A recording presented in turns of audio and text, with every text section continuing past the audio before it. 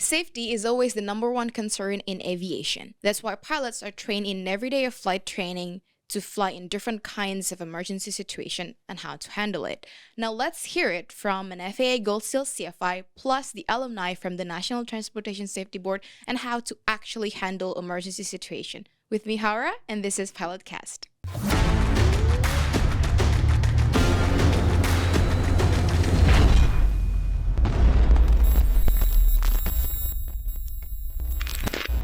Hello, Captain Guma. Hey, how are you doing? I'm doing very well. Great. Back again with me in this Pilotcast. Yes. So, at this episode, we're mainly going to talk about how it is actually to handle emergency situation because I've been seeing lots of news regarding emergency, as well as like engine failure right after takeoff and all of that. So, do you have any key points and like advices, especially for you? Like, you were an alumni from the NTSB, right? So maybe we can have advices and suggestions for you. Yeah, very sad to hear that a lot of accident happened recently, especially in the GA airplane. Yeah, people GA. people always think that the aviation is safer than the automobile, which is yes, right, for the Part 121 operation, but for the Part 91 operation, which is like a leisure flight, private flight, the accident rate is pretty high, to be honest. Exactly. And that scares me as well. Every time we're gonna fly, I always think about it, and then what is happening to me if I have to face that reality when I take off with the students and then we have an engine failure, what I'm doing, right? Flying the twin and flying the singles both got a different level of the difficulties to handle the emergency. And today we're going to talk about how if we fly the single engine airplane after takeoff and then we have an engine failure. Exactly. Okay. That's why we need to prepare, we need to talk about it, and then hopefully this podcast will help a lot of pilots. We're not super perfect or super pilot. Exactly. Everybody got a problems. We have a human factors to deal with. That's why we need to keep learning, keep studying. And for those who already passed away because of that accidents, we put so high respects and condolences, and we learn from them, right? And today we're going to talk specially about the impossible turn. Okay. A lot of people, they don't realize that the impossible turn is the highway to hell, like the movie, right? The song, Highway to Hell, right? It's really hell situations if we have an engine failure and suddenly we have to end up with the fatal injuries and then, it's completely turned into an accident.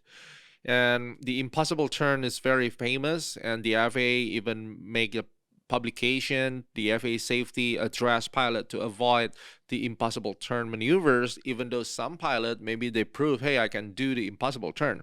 Yes, for those pilot who has very high hours and skills, but how if like student pilot or brand new private pilot, they just ran the airplane, go for the burger trip and suddenly got engine failure after takeoff, and they want to try impossible turn and end up to become like fatal injuries right? So what really happened after you rotate and then the engine fail? If you fly the complex airplane, do not retract the landing gear after you're sure that the runway is not available. Okay. If you're using the complex airplane with the retractable landing gear. If not, let's say you're flying just a normal Piper Cherokee or a Cessna 172. Number one is the awareness that you still have the runway after takeoff. So when you're airborne and the runway is still there, you got something happen with your engine, just land back. That's what we call a rejected takeoff. Okay. Maintain runway heading and land back and call the tower. It's fine. Okay. And number two, if you have an engine failure and then the runway is not available, never ever try to turn back to the runway. That's what we call an impossible turn. Why it's called impossible turn is because when you try to come back with the runway, provided the wind is zero, there's no wind, okay? It's still hard because you don't turn 180 degrees.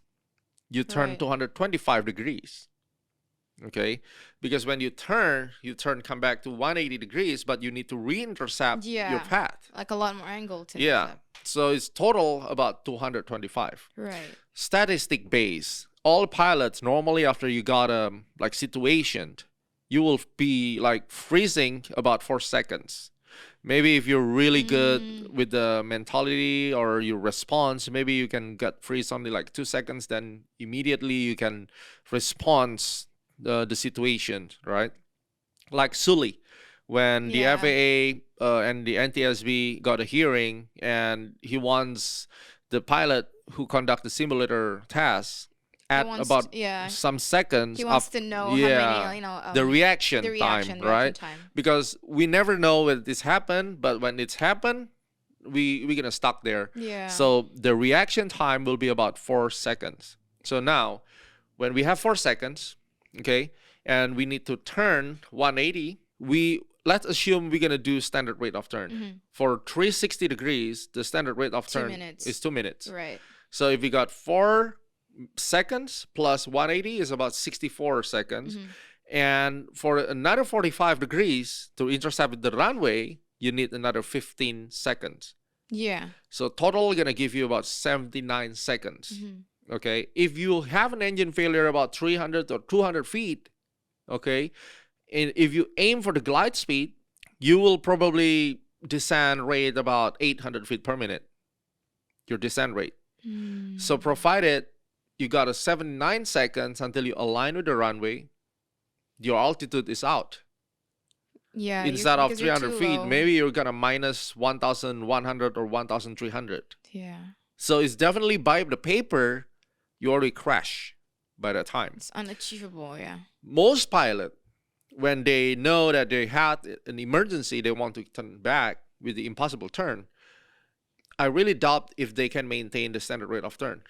Most of them, they want to Get back to it as soon as possible. as soon as possible. Then they will add more bang angle, Yeah. right? Steeper bang.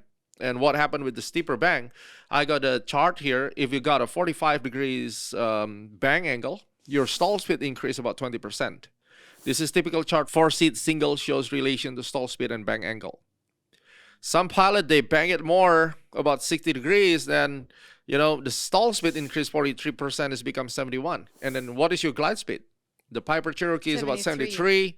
So you're going to stall at your glide speed. If the Cessna 172, you definitely stall first before even you reach that, the glide speed. If you bang 45 degrees, the stall speed with your glide speed is about 7 knots. If you got a gusty wind, it's done. Okay? That's provided 0 wind.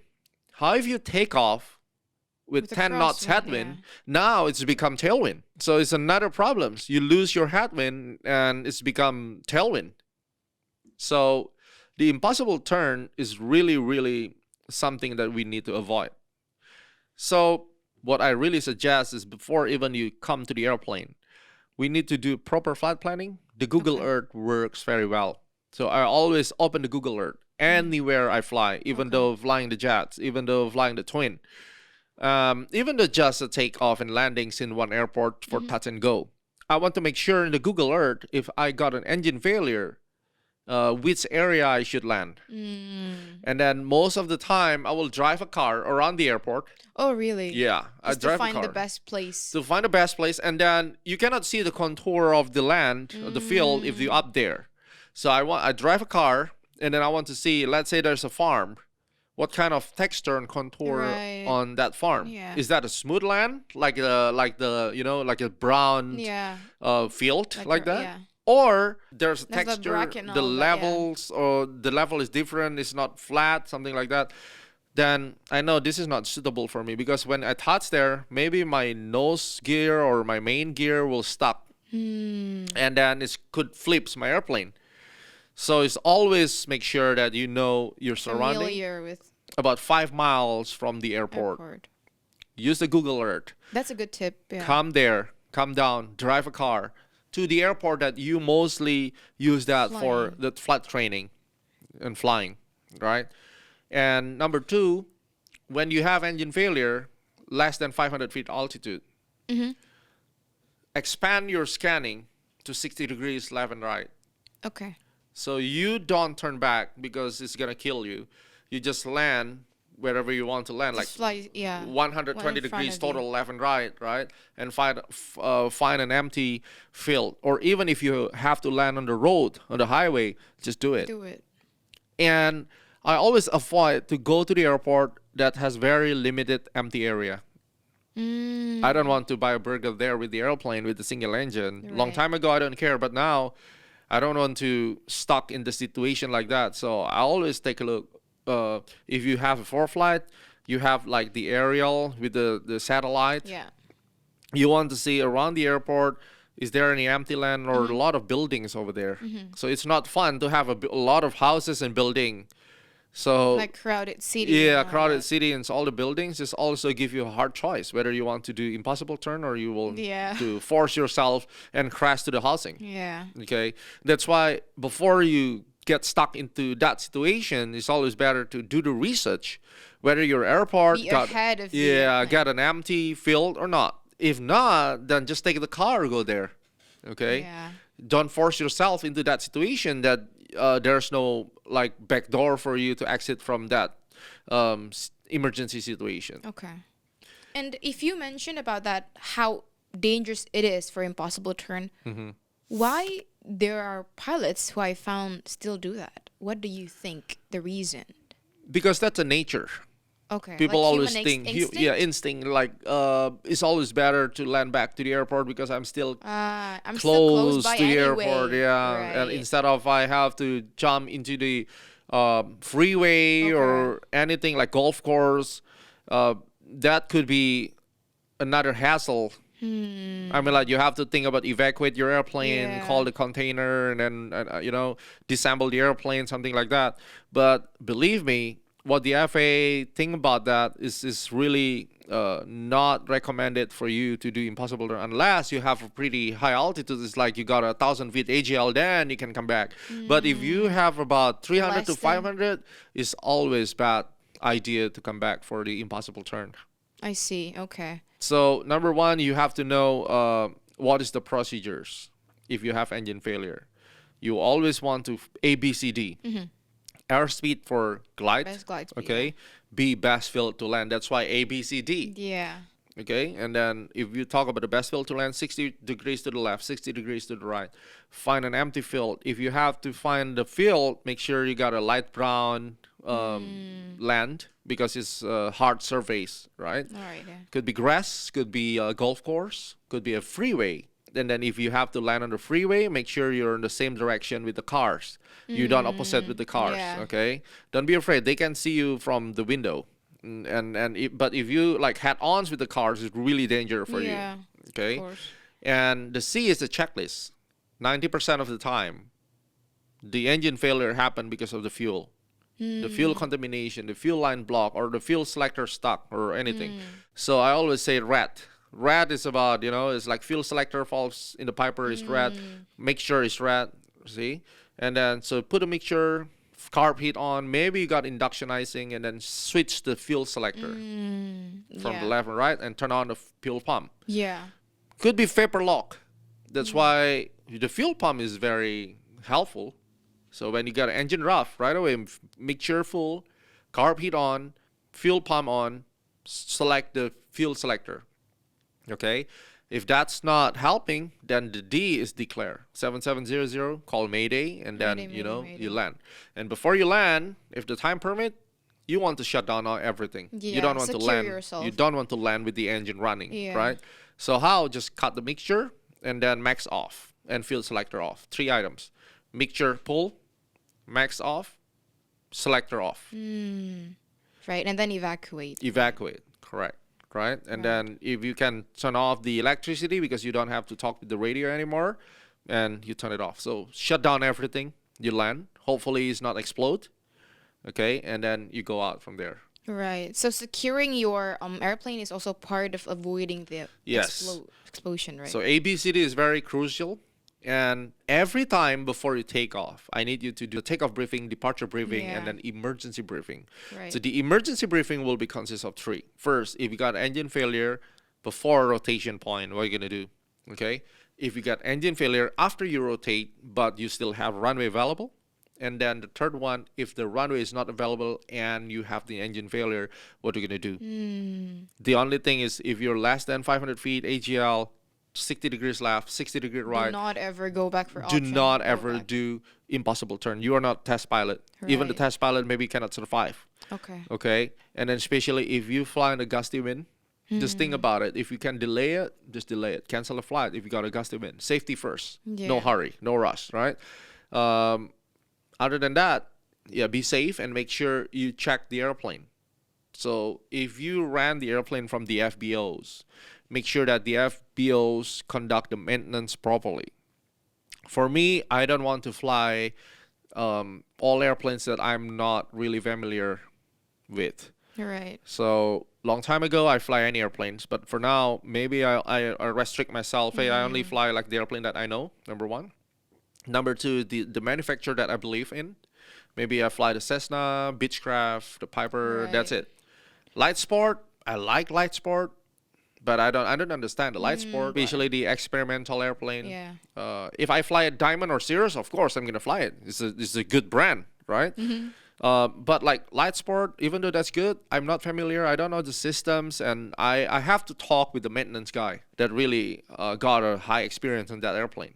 Other than that, I would not touch it. Right, I don't even want to jump into that airplane. Because long time ago, I just a private pilot. Now I fly like bigger airplanes. I got more consideration.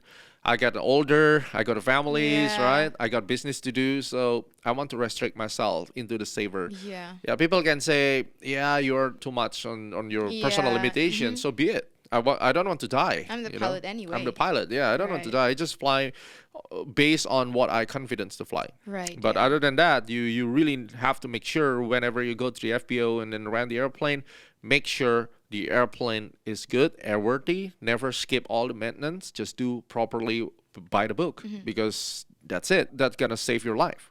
And then keep practicing every time. And for me, I always want to keep practice the emergency. I still realize that my skill to handle emergency is also Like not 100% super good. Yeah. So maybe I will come back for practicing the spin recovery. Okay, I was in the spin training back then, 2017, when I took my CFI. Right. Okay, but for now, maybe I'm lack of like the awareness. the awareness, steps. how to really recover from the spins and upset training. So pilot is all about training. So you cannot just rely on your 100% past agree. training and then you're still thinking that your body and your muscle memory is still good.